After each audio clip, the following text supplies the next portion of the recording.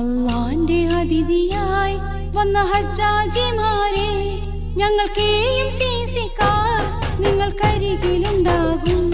വരവായി ഹാജിമാർ ഈ പുണ്യഭൂമിയിൽ, തക്ബീറിൻ ധ്വനികളായി അവർ വന്നിറങ്ങുമ്പോൾ അവർക്കാശ്രയമേകാൻ ഞങ്ങൾ KMCC-യും.